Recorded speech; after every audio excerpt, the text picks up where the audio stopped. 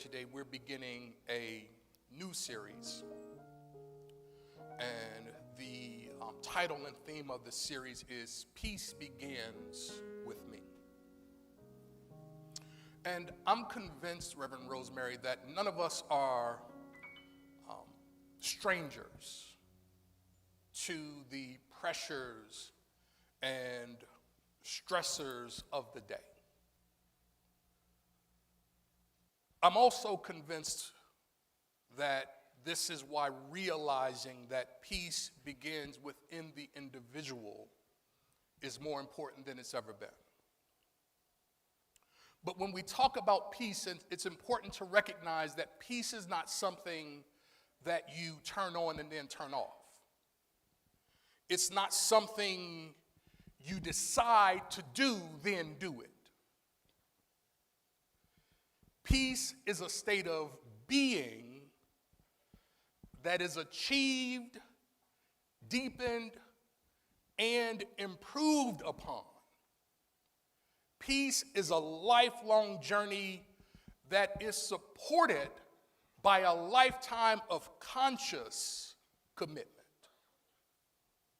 How many of you know that sometimes life comes at you fast? And when life is coming at us, it's important that we be able to carve out the space in the middle of our busy lives, in the middle of the storm even, so that we might be able to recalibrate ourselves and consciously connect to the peace that exists within us at all times. Sometimes it doesn't take much for our peace to be thrown off. It doesn't take a lot to move us out of our place of peace.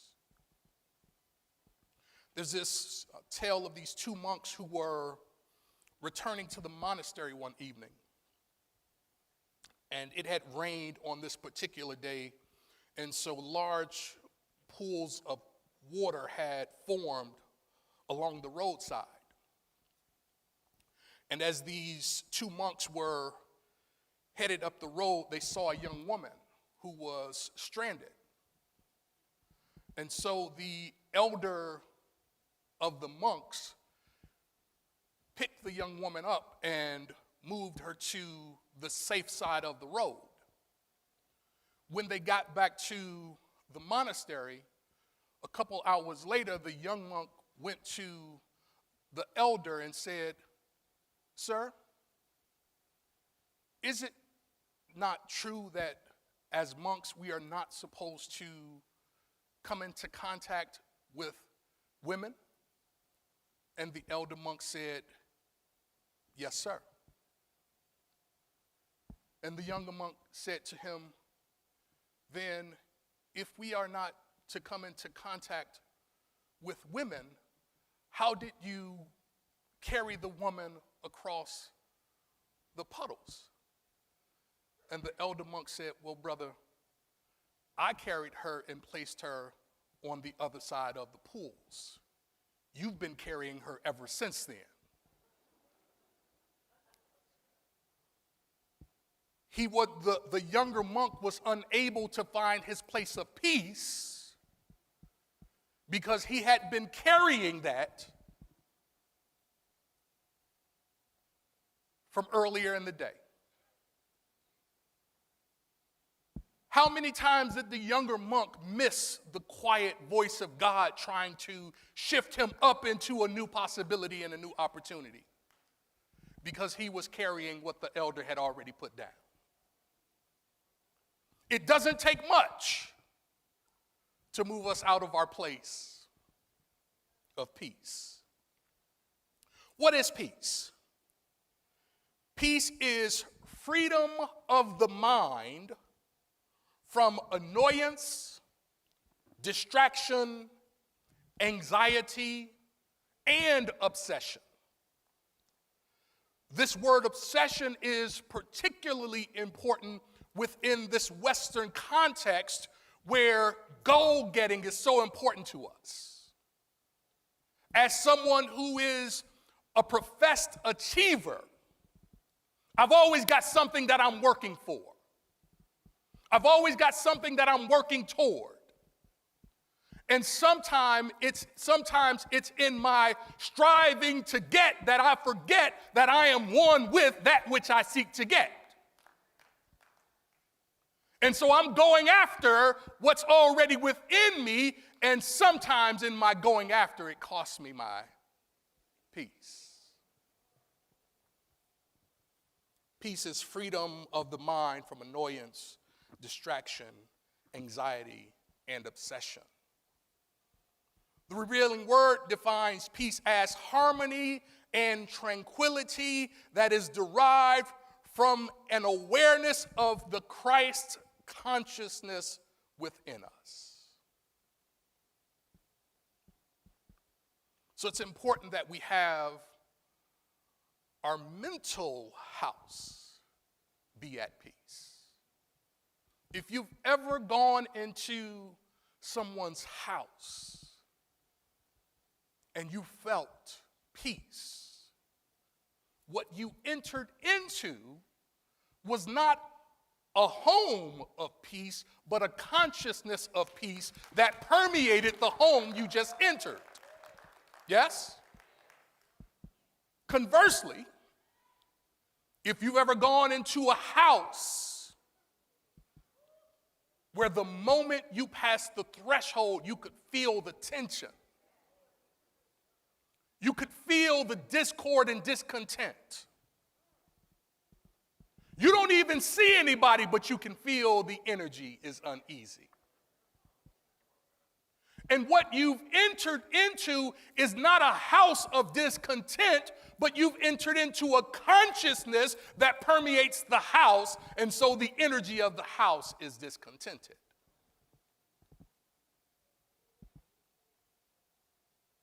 Peace is the outflowing of the consciousness that is aligned with the Christ consciousness. But it's easy for us to be moved from our place of peace. So what can you do when you find yourself having been moved from your place of peace? What do you do if you're not even really sure if you've ever experienced peace?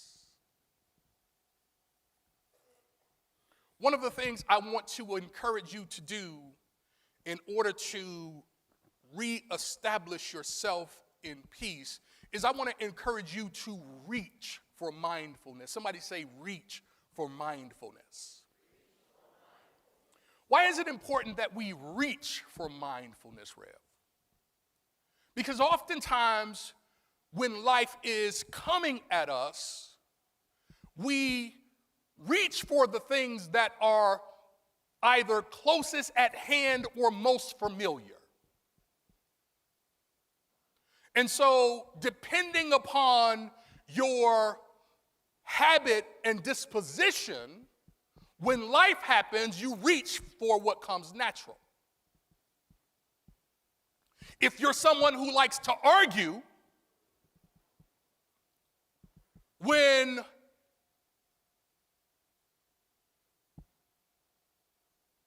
a comment comes your way, your natural inclination might be to shoot something back because you like to argue. If you're someone who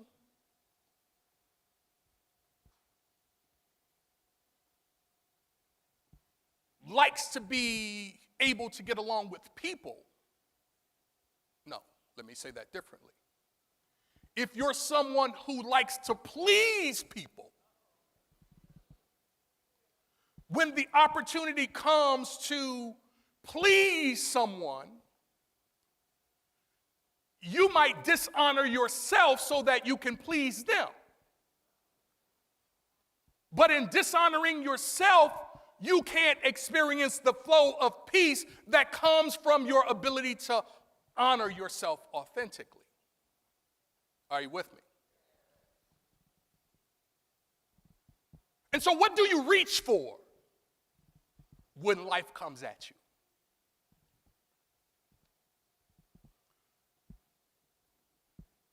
I'm of the opinion that we have to develop the ability to consciously and consistently reach for mindfulness. What is mindfulness? Mindfulness is a practice that gives us the ability to apply a more holistic approach to how we manifest peace.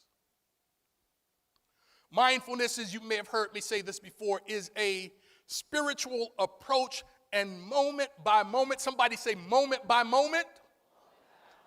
It is a moment by moment practice of being aware of your thoughts, feelings, body sensations, and environment through a self-affirming lens. If you want to experience peace, you have to be able to see yourself as someone who deserves peace.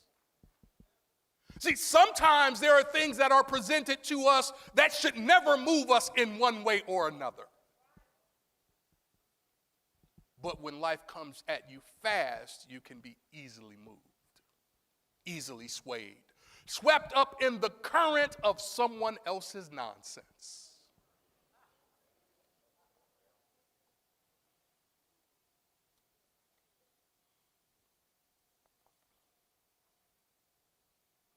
When we incorporate mindfulness as a regular practice, it gives us the ability to generate peace in every environment of our lives.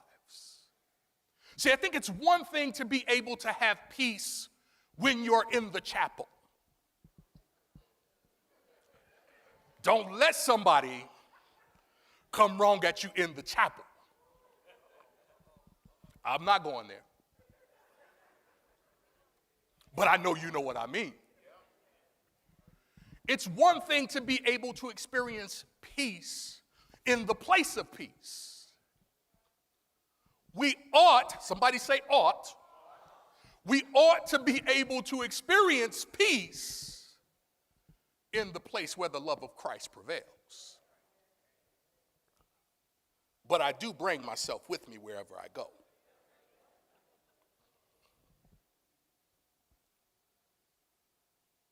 But I ought to also be able to experience peace in my health. My health is an environment of my life. Not only should I be able to experience peace in my body, I should be able to experience peace in my relationships. Right? It doesn't cost me anything to smile with you. It makes me feel good to laugh with you. But how many of you have found that some people just... I ought to be able to experience peace in my finances. The kind of peace that has me not worrying about when and whether a bill is going to get paid. The kind of peace that lets me settle because my investments are doing well.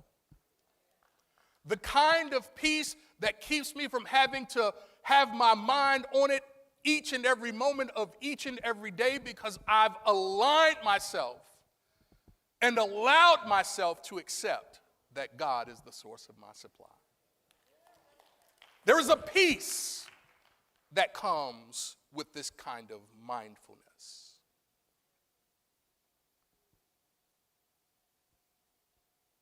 How do we practice mindfulness and nurture the seeds of our divinity? Reverend McDowell shared the scripture earlier. Peace I give unto you.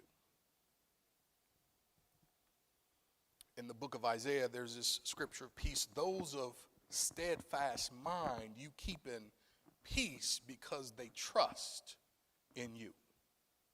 How do we keep ourselves locked into the mindfulness that enables us to facilitate peace? You've heard it before. Prayer meditation, and silence. We've all heard that before. Prayer, meditation, and silence. It's one thing to talk about it, it's another thing to make sure that we do it. Prayer, meditation, and silence. It's important that we pray because prayer is the communion time that we spend with God. It's important that we pray because prayer is our common meeting ground with God. Watch this. Your brain and my brain is naturally wired to create shortcuts. So whenever we do something often, the more often we do it, the less mindful we are about doing it.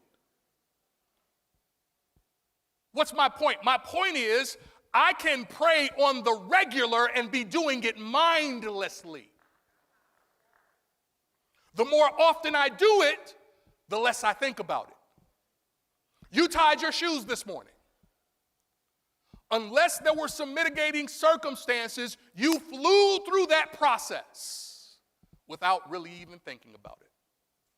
You might have been chewing your toast or drinking your coffee or combing your hair at the same time you were tying your shoes. Why? Because it's second nature to you. You don't have to give it any thought. You just do it. How many of you are experts at tying your shoes? Let me see your hands. Whole room. You do it so much that you don't have to be mindful about it. It's possible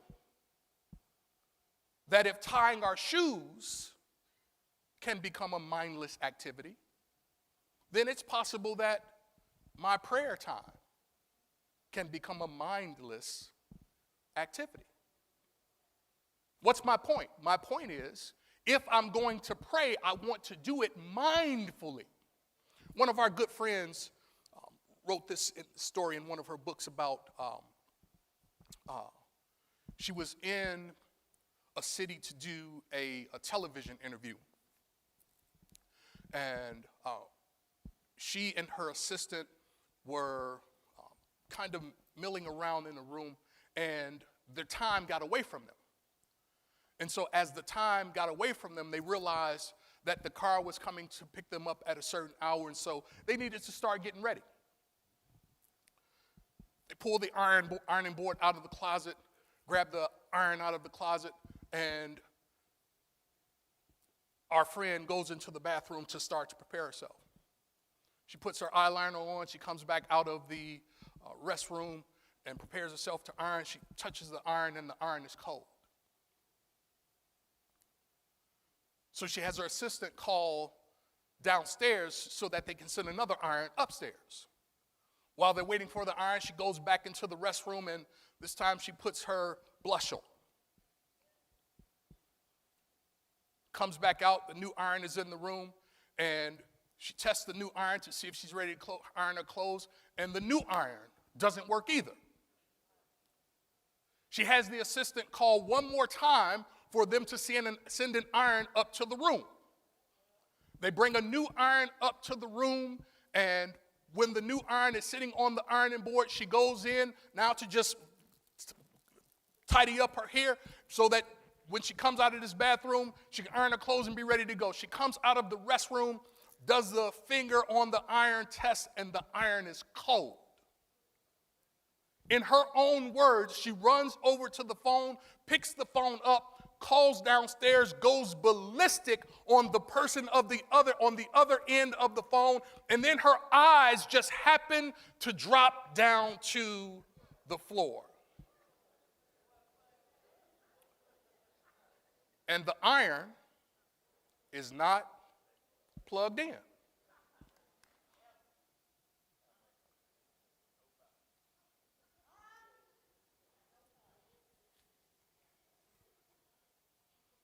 Make sure you're plugged into the source of true power. Mindfulness helps us be plugged in to the source. So you can have all of the accoutrements. Everything that was needed was there. You can be in your prayer room. You can be sitting in your prayer chair. You can have the music just right, the lights dimmed down low, your eyes closed and no distractions, and still not be plugged in.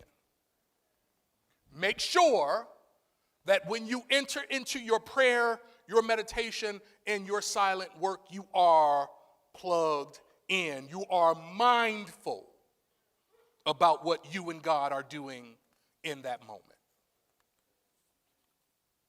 Another way to practice mindfulness is what I call meditation in motion. And I was sharing with someone the other day that I'm a time person, as in I don't like to waste my time, and I don't like for you to waste my time, and I don't want to waste your time. So whenever I'm supposed to be somewhere, if I do like this, so this was Ayanla Van Zant in the last story. If I do like Ayanla and her assistant, and I mess around too long and the time starts to get away from me, I start to feel something on the inside. Like I can tell that my time is starting to get away from me.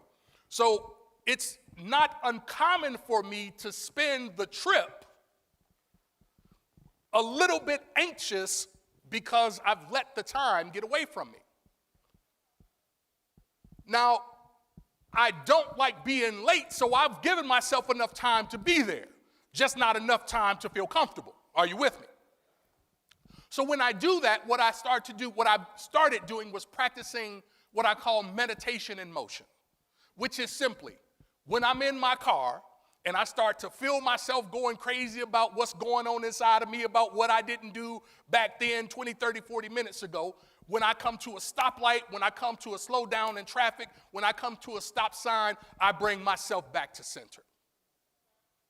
I breathe in and I breathe out. I breathe in and I breathe out.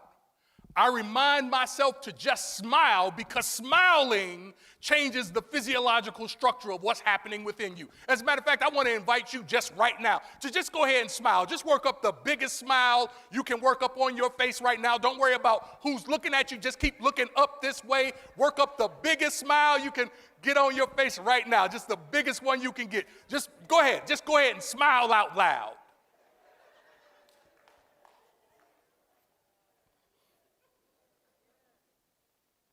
Meditation in motion will put you back in touch with your peace.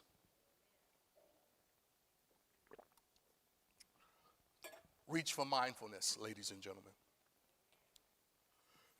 Next thing I want to encourage you to do as you are committing yourself to experiencing the peace that passes all human understanding. I want to encourage you to challenge your negative thoughts. Now, I know for some of us, we are perhaps in our process of going through the Lenten season. This is the third Sunday of Lent. And Reverend Coleman taught us that Lent was an acronym that stood for Let's Eliminate Negative Thinking. And so for those of us who have been in the habit of eliminating negative thinking, we may have come to a place where it's an easier process for us now, because we've been doing it over and over and over again. But there may be some among us who find it difficult to just eliminate these patterns of thought. You might even be someone who's done it for years, and you too find it difficult to eliminate these patterns of thought. You know they're unproductive, and yet they persist. So in order to not allow the negative thoughts from impeding your peace, I want to just walk with you through how it is we can consistently remember to challenge our negative thoughts.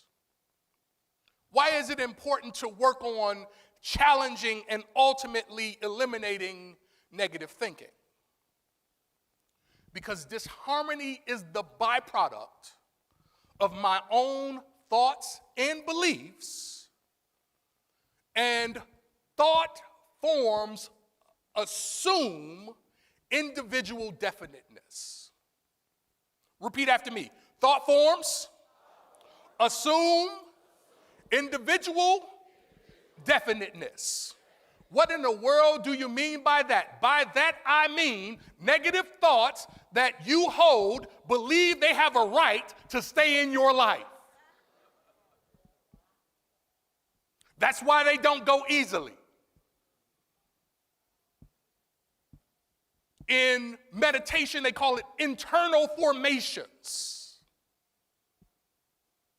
meaning that these once concepts, impulses that were passing through, the longer I allowed them to stay, the more rooted they became. And the more rooted they became, the more difficult it becomes to get rid of them. So some of us, not you, I know not you, but some of us find ourselves eliminating the same thing over and over and over and over and over again. Why? It's because there is a definiteness in that negative thought. So what I want to invite you to do is, if you haven't been able to eliminate it, at least just challenge it. Right? At least just challenge it. Because in challenging it, you can start to loosen the roots. Right? Sometimes if you've ever tried to, or let me say it to you this way. So I had a, what was it? It was a rose bush. I had a rose bush that I wanted to relocate in my garden. And this rose bush had been there maybe at this point for about 3 or 4 years. And so what I tried to do, Chess, was just get low enough in the root that I would be able to move it. Well, what I didn't realize was that the roots on that rose bush were serious business. Don't tell anybody, I wound up killing the bush because I mangled the roots. I didn't know how to get it out. I wasn't patient enough to dig deep enough to see if I could finesse it and maneuver it to somehow get it up out of there. I just wanted it out of the way at this point. So now I'm jumping up and down on the shovel, and because now it's a challenge. Now it's not just a rose bush. Now it's a challenge.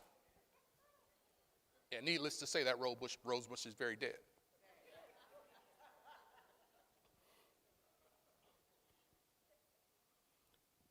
The roots had taken up definiteness. That bush had determined by its nature that that was where it belonged. And it was not coming out easily.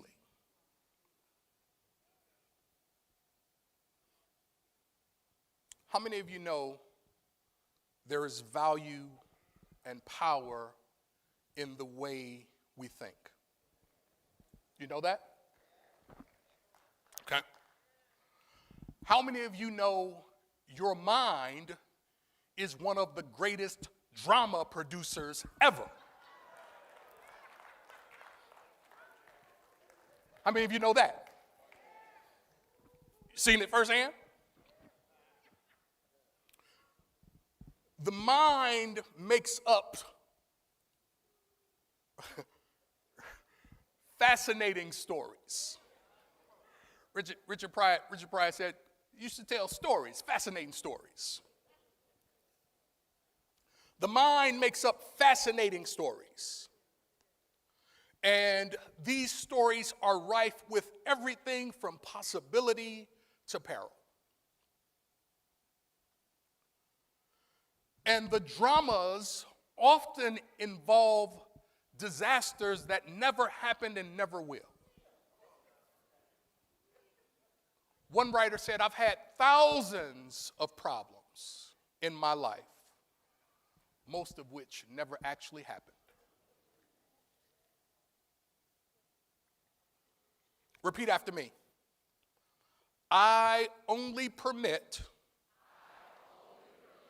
that which is loving, kind, and true to exist in my consciousness. Repeat after me. I have the ability to cancel any thought that is not supporting my peace. When a non-supportive thought presents itself, I want you to do a couple things. One of two things, maybe both things. One of the first things I want to encourage you to do is just challenge the validity of the thought you're holding. Challenge whether or not it's a thought that supports your peace. Challenge whether or not it even has any legs to stand on as it presents itself in your life. When you find your mind writing the drama, I want you to start to edit the story. Real time. When you find yourself writing the drama, I want you to start rewriting the story. The second thing I want to encourage you to do is when you find yourself writing the drama, I want you to tell yourself, thank you for sharing. And then give yourself a better thought. Give yourself a new thought. Because there is something within you that seeks to cooperate with you, but it's not always cooperative with what you're after. You're after experiencing your peace. Are you with me? One of the final things I want to encourage you to do in order to allow your mental house to be at peace is to give up complaining.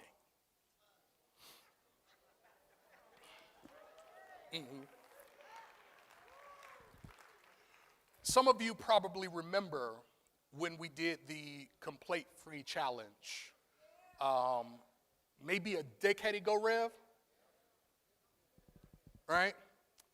And watch this. And I ran into a family member of a member.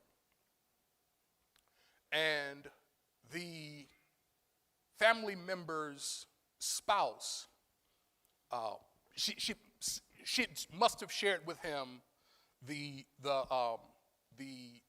complaint-free challenge. And so when I saw him, he's like, I heard the church is doing a complaint-free challenge. I said, yeah, it's going pretty well. He said, no, good luck with that. Right? As if to suggest that you don't have the power to change what doesn't work for you.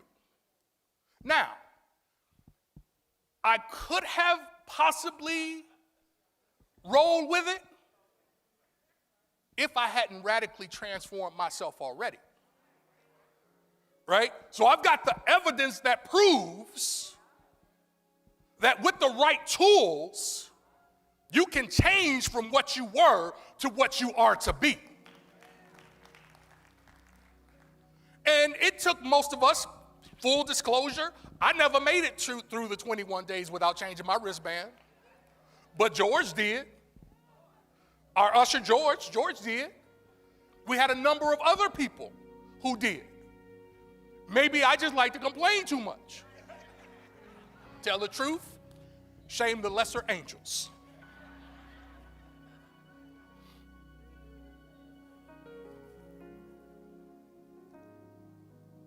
There is no one living who is not capable of doing more than they think they can.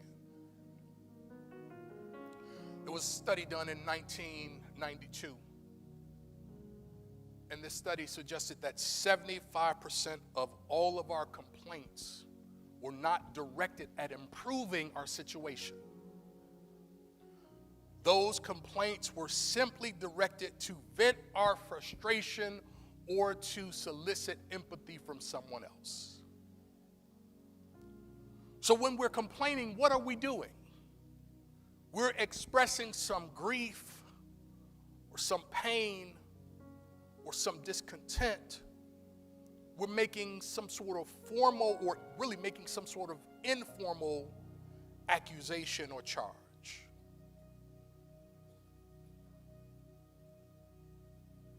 But if I complain without working toward the solution, or better still, if I complain to somebody who can't help me fix it, then what's the use of telling this person about something they can do nothing about? It'd be much better if I could find the courage to come to you and say, you know, there was something you said, it made me feel some kind of way. I don't know if you meant it like this, but this is how I took it. It'd be much better if you could say, can I speak to the chef? Because the chef didn't prepare the meal, or the waitress or waiter didn't prepare the meal. They're the ones who brought it out to you. Now, if the service is bad, then maybe you could say to the service, you know, I'm generally a pretty good tipper, but I generally don't tip for bad service. Keep it a buck, and then you can decide whether or not you'll adjust your behavior around how I move. Are you with me? When it comes to complaining, the thing I want you to remember is that you can never give away responsibility for how you feel. You've heard me say this to you before. People don't make you happy. They just show you where the happiness is within you. People don't make you angry. They just show you where the anger is within you. People don't bring you peace. They just show you where the peace is within you. People don't make you complain. They just show you where the complainer is within you. I'm going to close with this. And you've heard me share this before. When Maya Angelou was a young girl, she was being raised for a part of her life by her grandmother. And her grandmother ran a general store. And one of the things she disliked most was when people came in and complained. She said they complained about the weather, they complained about other issues. Whenever the person would leave the store, her grandmother would call Maya over and say, sister, did you hear brother so-and-so or sister so-and-so complaining? And Maya would say, yeah, I heard him. And her grandmother would say to her, sister, there are people who went to sleep last night and didn't wake up. And they would love to be able to experience the weather that brother or sister so-and-so just got done complaining about. She said, sister, so watch yourself about complaining. What you're supposed to do when you don't like a thing is change it. And sister, if you can't change it, change the way you think about it. But whatever you do, don't bother complaining, especially not to other people. 80% of people don't care, and the other 20% think you deserve it. God bless you.